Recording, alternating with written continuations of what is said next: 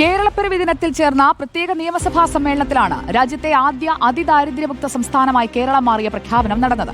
64,006 കുടുംബങ്ങളെ അതിദാരിദ്ര്യമുക്തമാക്കിയത് നവകേരള സൃഷ്ടിയിലെ നാഴികക്കല്ലാണെന്ന് മുഖ്യമന്ത്രി പറഞ്ഞു. പ്രതിപക്ഷം സഭാ നടപടികൾ ബഹിഷ്കരിച്ചു. ഈ സഭയുടെ പൊതുവായ സന്തോഷത്തിൽ പങ്കുചേർന്നുകൊണ്ട് അഭിമാനപൂർവ്വം പ്രഖ്യാപിക്കട്ടെ, കേരളം ഇന്ന് അതിദാരിദ്ര്യമുക്ത സംസ്ഥാനമായി മാറിയിരിക്കുന്നു.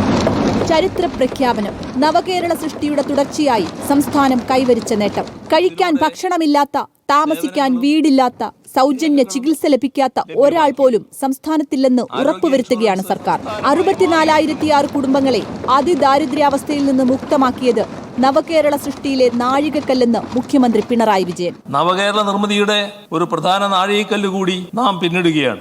എന്നാൽ ഇത് അവസാനമല്ല, പുതിയ തുടക്കമാണ്. അതിദാരിദ്ര്യം വീണ്ടും തലപൊക്കുന്നില്ലെന്ന് ഉറപ്പുവരുത്തും. നവകേരളം കെട്ടിപ്പടുക്കുന്നതിനുള്ള നമ്മുടെ യാത്ര കൂടുതൽ ഊർജ്ജസ്വലമായി തുടരുമെന്ന പ്രഖ്യാപനം ബഹുമാനപ്പെട്ട സഭാംഗങ്ങളെയെല്ലാം സാക്ഷി നിർത്തി കേരള ജനതയെ അറിയിക്കുന്നത് വളരെയേറെ സന്തോഷവും അഭിമാനവുമുണ്ട്. ചരിത്ര നിമിഷത്തിന് സാക്ഷിയാകാൻ പ്രതിപക്ഷം സഭയിലുണ്ടായിരുന്നില്ല.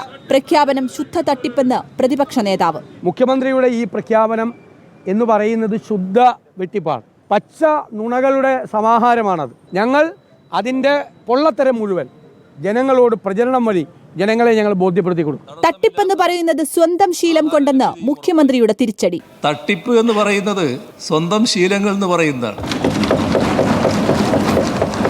സർ, ഞങ്ങള് നടപ്പാക്കാവുന്ന കാര്യം എന്താണോ അതേ പറയാറുള്ളൂ. സഭയിൽ നിന്ന് വിട്ടുനിന്ന പ്രതിപക്ഷത്തെ ചരിത്രം കുറ്റക്കാരെന്ന് വിധിക്കുമെന്ന് മന്ത്രി എം ബി രാജേഷ്. കേരളപ്പിറവി ദിനത്തിൽ കേരളം കൈവരിച്ച ഒരു ചരിത്ര നേട്ടം അതിൽ അഭിമാനിക്കുന്നതിന് പകരം അത് സഹിക്കവയ്യാതെ ആ ഇറങ്ങിപ്പോകുന്ന പ്രതിപക്ഷത്തെ ചരിത്രം എക്കാലത്തും വിലയിരുത്തും സർ. ചരിത്രം ഇവരെ കുറ്റക്കാരെന്ന് വിധിക്കും സർ. അതിദാരിദ്ര്യമുക്തമാകുന്ന ഇന്ത്യയിലെ ആദ്യ സംസ്ഥാനമാണ് കേരളം.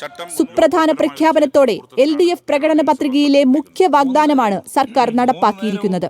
റിപ്പോർട്ടർ, തിരുവനന്തപുരം.